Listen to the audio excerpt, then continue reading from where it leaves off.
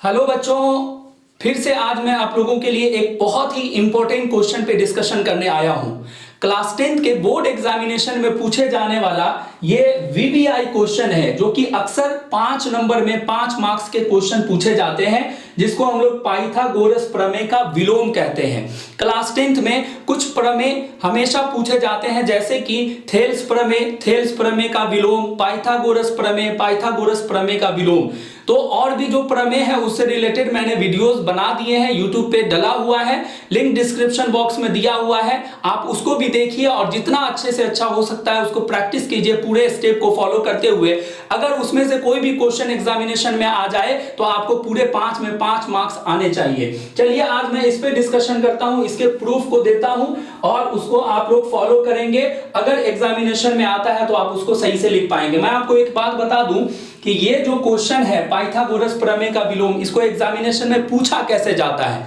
आपको क्वेश्चन में लिखा रहेगा पाइथागोरस प्रमेय के विलोम को सिद्ध कीजिए, ऐसे लिखा हो सकता है, या कभी कभी ये पूरा स्टेटमेंट जो है लिख करके बोला जाता है सिद्ध कीजिए, ऐसे लिखा रहेगा। सिद्ध कीजिए कि किसी त्रिभुज में यदि एक भुजा का वर्ग अन्य दो भुजाओं के वर्गों के योगफल के बराबर हो तो पहली भुजा के सामने का कोण समकोण होता है।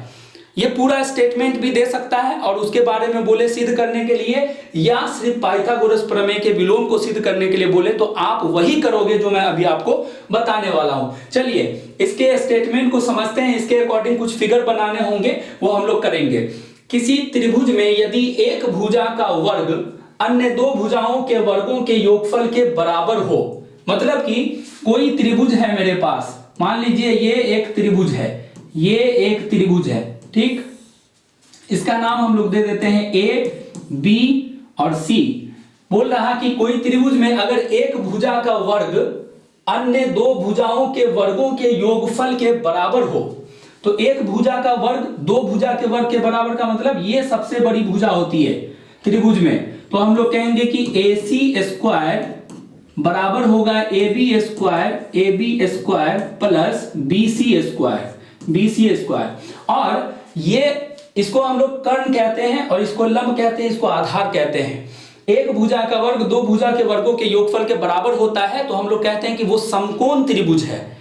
लेकिन इसमें हमको प्रूफ करना है कि ये समकोण त्रिभुज है, मतलब यहां पे हमको ये दिखाना है कि यहां पे जो B के पास जो कोण बन रहा है वो 90 डिग्री होता है, ऐसा सिद्ध करना है। इसमें हमको ये नहीं बोला कि ये समकोण त्रिभुज है, बस बोला कि एक त्रिभुज है, इसमें एक भुजा का वर्ग बाकी दो भुजाओं के वर्गों के योग के बराबर है, तो सिद्ध कीजिए। यहां देखिए सिद्ध कीजिए, तो पहली भुजा के सामने का कोण समकोण होता है। पहली भुजा का मतलब ये वाला, ये इसके सामने का कोण कौन सा है, ये B के पास जो बन रहा है, इसको हमको सिद्ध करना है कि ये 90 डिग्री होता है। तो इसी को करने के लिए हम लोगों को स्टेप करना होगा। इसका मतलब मैंने पहले बता दिया है, अब देखिए क्या क्या करना होगा। इस क्वेश्चन के अकॉर्डिंग ये जो स्टेटमेंट लिखा हुआ है इसके अकॉर्डिंग मैंने फिगर बनाया है, तो मैं इसको लिखूंगा। माना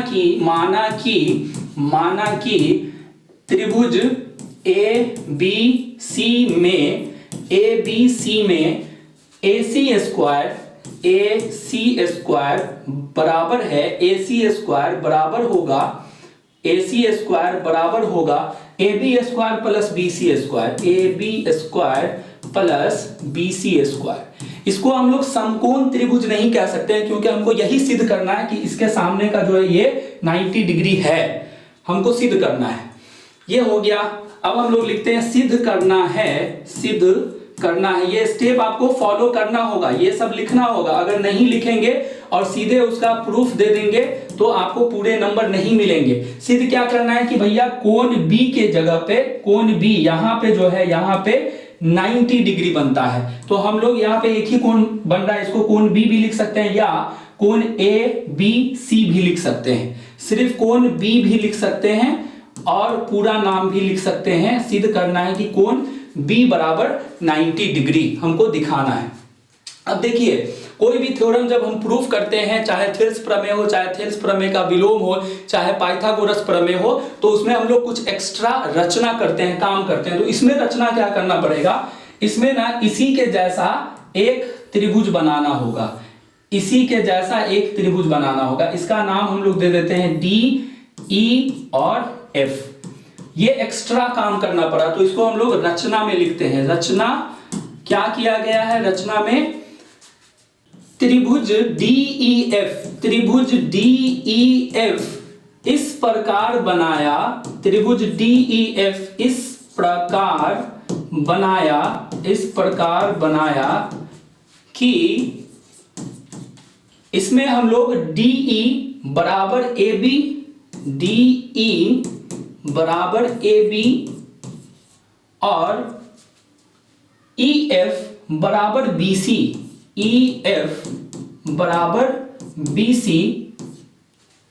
तथा कोण E, यहां पे जो कोण बन रहा है, यहां पे हम लोग इसको कोण E बराबर 90 डिग्री जो है वो लेते हैं। मतलब ये एक्स्ट्रा काम हमको करना पड़ा है, रचना करना पड़ा, एक अलग से त्रिभुज बनाना पड़ा। और ये त्रिभुज ऐसा बनाना पड़ा कि हमने इस त्रिभुज के DE को बराबर माना है AB के, EF को बराबर माना है BC के, और ये कोण को 90 डिग्री माना है, जबकि ये कोण 90 डिग्री नहीं है। ये सिद्ध करना है, मैंने इसको 90 डिग्री मान लिया है। अब देखिए इसके आगे का काम अब हम लोग शुरू करते हैं। हम लोग जब अपना प्रूफ स्टार्ट करते हैं तो लिखते हैं प्रमाण, और प्रमाण लिख करके हम लोगों को जो प्रोसेस है सिद्ध करने का, वो स्टेप करना है, वो फॉलो करेंगे। आप लोग भी इसी स्टेप से इसको फॉलो किया जा सकता है। अगर कोई दूसरे तरीके से कुछ भी लिख करके करेंगे तो वो मान्य नहीं होता है। ये जो स्टेप बताया जाता है किसी प्रमेय को सिद्ध करने का, वही स्टेप फॉलो करके हम लोग भी आपको बताते हैं, और आपसे भी अगर एग्जामिनेशन में पूछे जाएंगे तो आप भी उसी तरीके से बताएंगे। तो चलिए अगला स्टेप लिखते हैं, क्या होगा। मैंने चूंकि इस त्रिभुज को क्या माना है, यहां पे 90 डिग्री मान लिया है। जो 90 डिग्री का त्रिभुज होगा उसमें इसको हम लोग कर्ण कहेंगे, और इसको लंब कहेंगे, इसको आधार कहेंगे। तो इसमें हम लोग यहां पे पाइथागोरस प्रमेय के विलोम को सिद्ध कर रहे हैं, तो इसमें हम लोग पाइथागोरस प्रमेय को यूज करेंगे कि अगर कोण 90 डिग्री हो तो कर्ण का स्क्वायर बराबर होता है लंब स्क्वायर प्लस आधार स्क्वायर। तो हम लोग ऐसे लिखेंगे, समकोण त्रिभुज DEF में समकोण त्रिभुज DEF में क्या हो सकता है, कर्ण स्क्वायर मतलब DF स्क्वायर बराबर होगा लंब स्क्वायर प्लस आधार स्क्वायर, मतलब DE square plus EF square, लंब स्क्वायर प्लस आधार स्क्वायर। इसको तो मैंने माना है। अब इसमें देखिए ये DE और ये EF, ये देखिए यहां DE और EF, DE किसके बराबर है, AB के। DE किसके बराबर है, AB के, और EF किसके बराबर है, BC के। तो हम लोग DE के नीचे AB लिख सकते हैं, DE के नीचे AB लिख सकते हैं, और उसके बाद EF के नीचे BC लिख सकते हैं। तो इसको हम लोग यहां पे लिखते हैं, या अगले पेज में भी लिख सकते हैं, यहीं पे लिख देता हूं एक स्टेप। DF स्क्वायर बराबर हो जाएगा DE के नीचे, DE को मैंने माना था AB के बराबर, तो AB लिख रहा हूं यहां पे, AB स्क्वायर प्लस EF को BC के बराबर माना था, तो BC स्क्वायर। ठीक है, इसका रीजन यहां पे हम लोग लिख सकते हैं, इसको समीकरण 1 मान लिया जाएगा, समीकरण 1 मान लिया जाएगा। और इसका रीजन यहां पे लिख सकते हैं, चूंकि DE बराबर था AB, DE बराबर AB और क्या था, EF बराबर BC। वो इंफॉर्मेशन यहां पे शो कर देना है, रिप्रेजेंट कर देना है, ताकि कॉपी चेक करने वाले को कोई कंफ्यूजन ना हो कि आपने DE के नीचे AB क्यों लिख दिया, EF के बदले BC क्यों लिख दिया, क्योंकि यहां पे माना गया था। ये समीकरण 1 बन गया। देखिएगा ध्यान से, इसको अगले पेज में चलते हैं, इसको इरेज नहीं कर सकते हैं क्योंकि यहां पे मुझे तुलना करना है, दिखाना है बार बार, इसलिए मैं आगे बढ़ता हूं, अगला पेज लेता हूं। अब मैं क्या करूंगा, ये समीकरण 1 जो मेरा बन गया ना, अब ये जो क्वेश्चन में हमको दिया हुआ था, स्टेटमेंट जो दिया हुआ था कि एक भुजा का स्क्वायर बराबर दोनों भुजा के वर्गों के योगफल के, तो इसको मैं यूज करूंगा। AC स्क्वायर बराबर AB square plus BC square इस त्रिभुज में। तो मैं ये चीज यहां पे लिखता हूं, चूंकि AC स्क्वायर बराबर AB square plus BC square, और ऐसा मैंने क्यों लिखा है, इसको समीकरण 2 मान लेता हूं। और ऐसा क्यों लिखा है, तो ये हमको दिया है, ये हमको दिया है, ये इंफॉर्मेशन हमको जो स्टेटमेंट है उसी के अकॉर्डिंग दिया हुआ है। अब एक चीज याद रखिए, दो समीकरण अगर मेरे पास हो और उन दोनों समीकरण में कुछ पोर्शन बराबर हो, जैसे यहां पे 5x बराबर 3y प्लस 9 है और फिर से 5x बराबर 10y प्लस 2 है, ये समीकरण 1 है, ये समीकरण 2 है। अगर देखिए दोनों समीकरण में एक साइड जो है 5x है, तो हम लोग इन दोनों समीकरण की जब तुलना करते हैं तो जो सेम पोर्शन होता है एक साइड का उसको छोड़ देते हैं और इसको लिख देते हैं 3y प्लस 9 बराबर 10y प्लस 2। ये मैथमेटिक्स का रूल है कोई दो समीकरण को कंपेयर करने का। कुछ पोर्शन बराबर है किसी के, फिर सेम पोर्शन किसी दूसरे पार्ट के बराबर है, तो समीकरण 1 और 2 से जो बराबर पोर्शन है उसको छोड़ करके जो दूसरा साइड बचता है उसको बराबर के रूप में लिख दिया जाता है, 3y प्लस 9 बराबर 10y प्लस 2। तो यही कंसेप्ट हम उसमें यूज करने वाले। आप देखिए ध्यान से, यहां पे क्या है, समीकरण 2 में क्या है, ab square plus bc square, और पीछे वाले में भी देखिए क्या है, समीकरण 1 में देखिए क्या है, ab square plus bc square bc square. तो समीकरण 1 का भी ab square plus bc square है एक साइड, और समीकरण 2 का भी ab square plus bc square है। तो हम लोग क्या कर सकते हैं, ab square plus bc square को छोड़ देंगे, तो हमारा df स्क्वायर बराबर हो जाएगा ac स्क्वायर के, df स्क्वायर बराबर हो जाएगा ac स्क्वायर के। तो इसलिए हम लोग यहाँ पे ऐसे लिखते हैं, समीकरण 1 तथा 2 से, समीकरण 1 तथा 2 से क्या लिख सकते हैं, उधर क्या था df स्क्वायर, इधर का पार्ट क्या था df स्क्वायर, इधर का पार्ट था df स्क्वायर बराबर हो जाएगा ac स्क्वायर, यहां पे ac स्क्वायर हो जाएगा। क्यों? क्योंकि ab square plus bc square पहले समीकरण में भी था, दूसरे समीकरण में भी था, छोड़ दिया उसको। अब यहां से क्या होगा, ये दोनों तरफ स्क्वायर है, दोनों तरफ का स्क्वायर खत्म हो जाएगा, तो df बराबर हो जाएगा ac।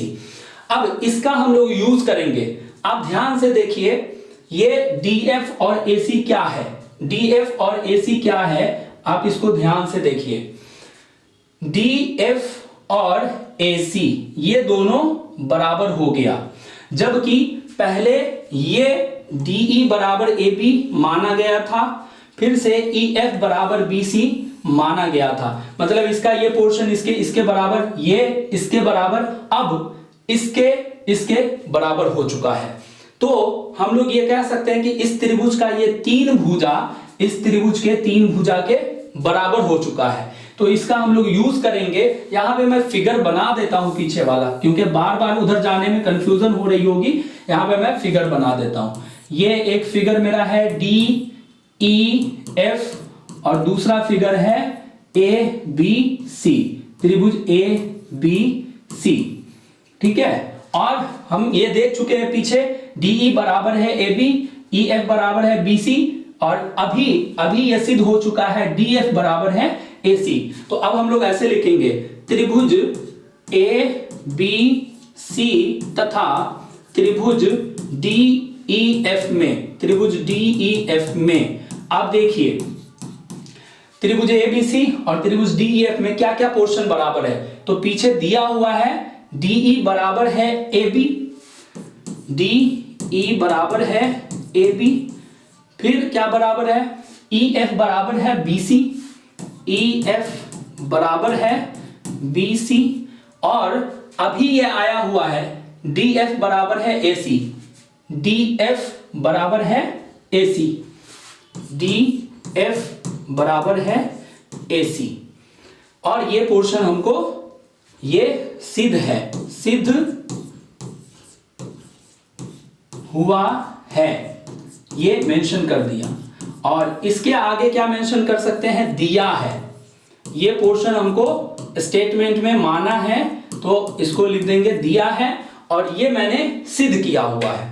अब देखिए ध्यान से, इन दोनों त्रिभुज में, त्रिभुज ABC में और त्रिभुज DEF में तीन भुजा इस त्रिभुज का बराबर हो गया।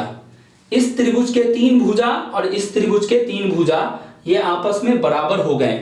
तो जब भी किसी दो त्रिभुज में ये बराबर वाला सीन दिखता है, दो त्रिभुज के 3 भुजा बराबर दूसरे त्रिभुज के, तो हम लोग कहते हैं कि वो त्रिभुज सर्वांगसम हो जाता है। तो इसको हम बोलते हैं इसलिए एस सर्वांग समता कसौटी से, सर्वांग समता कसौटी से, ये क्लास 9th में भी सर्वांग समता का कंसेप्ट पढ़ाया जाता है। एस मतलब साइड मतलब भुजा भुजा भुजा, 3 भुजा होने की वजह से, बराबर होने की वजह से ये दोनों त्रिभुज जो है वो सर्वांगसम हो जाएगा। त्रिभुज ए बी सी सर्वांगसम हो जाएगा त्रिभुज डी ई एफ के, त्रिभुज डी ई एफ के। ये चीज बहुत इंपॉर्टेंट रिजल्ट है। इसके बेसिस पे आप देखिए, मैं इसका कंसेप्ट बताता हूं। ये क्लास 9th का कंसेप्ट है। अगर कोई दो त्रिभुज आपस में सर्वांगसम हो जाए तो ये माना जाता है कि इस त्रिभुज का सारा पार्ट, इसमें जितने भी पार्ट है, क्या क्या है, एक भुजा, दो भुजा, 3 भुजा, और एक कोण यहां, दूसरा कोण यहां, तीसरा कोण यहां, तो इसके 6 पार्ट बनते हैं। तो अगर कोई दो त्रिभुज सर्वांगसम सिद्ध हो जाता है तो इसका मतलब कि इस त्रिभुज का 6 पार्ट बराबर होगा इस त्रिभुज के 6 पार्ट के, सब आपस में एक दूसरे से बराबर हो जाएगा, जो इसका संगत होगा। मतलब कि ये भुजा तो तीनों बराबर हो ही गया था यहां। अब हम ये कह सकते हैं कि कोण डी का मान बराबर होगा कोण ए के, कोण ई का मान बराबर होगा कोण बी के, कोण एफ का मान बराबर होगा कोण सी के। जब त्रिभुज सर्वांगसम सिद्ध हो जाता है तो हम लोग ऐसा कह सकते हैं। तो इसलिए इस बिना पे, इसलिए मैं यहां पे लिखता हूं, इसलिए ये दोनों त्रिभुज अगर सर्वांगसम हो चुका है तो मैं कह सकता हूं कि इसका जो कोण ई था, इसका जो कोण ई था, ये बराबर हो जाएगा इसके कोण बी के, इसके कोण बी के। ठीक है। और यहां पे ये रूल लिखा जाता है कि क्यों आपने ऐसा किया। तो सर्वांगसम, इसका डेफिनेशन होता है, सर्वांगसम त्रिभुज की संगत कोण बराबर होते हैं। सर्वांगसम त्रिभुज की संगत कोण बराबर होते हैं। इसी को शॉर्ट फॉर्म में क्लास 9th में बताया जाता है सीपीसीटी से, सीपीसीटी से ऐसे भी लिख देते हैं। तो इसका ये मतलब होता है कि मैं इसलिए लिखा हूं ये दोनों बराबर क्योंकि ये दोनों त्रिभुज सर्वांगसम सिद्ध हो चुका है। ठीक है। अब देखिए ये कोण ई बराबर कितना था, कोण ई बराबर जो है इसको क्या माना गया था, आप पीछे देख लीजिए। कोण ई को मैंने क्या माना था, कोण ई को क्या माना था, कोण ई बराबर क्या माना हुआ है, ये यहां पे कोण ई बराबर है 90 डिग्री, कोण ई बराबर है 90 डिग्री। तो मैं चूंकि कोण ई बराबर 90 डिग्री, तो इसलिए कोण बी बराबर क्या हो जाएगा, जब ई बराबर है बी के और ई का मान 90 डिग्री है तो कोण बी का मान क्या हो जाएगा, ये भी 90 डिग्री हो जाएगा, ये भी 90 डिग्री हो जाएगा। और यही रिजल्ट तो हमको सिद्ध करना था। ये हम लोग सही जगह पे पहुंच चुके हैं, ये हमारा प्रूव्ड हो गया। इसको हम लोग लिख सकते हैं कि ये प्रमाणित हो गया। हिंदी में लिख दीजिए या इंग्लिश में लिख दीजिए, प्रूव्ड हो गया।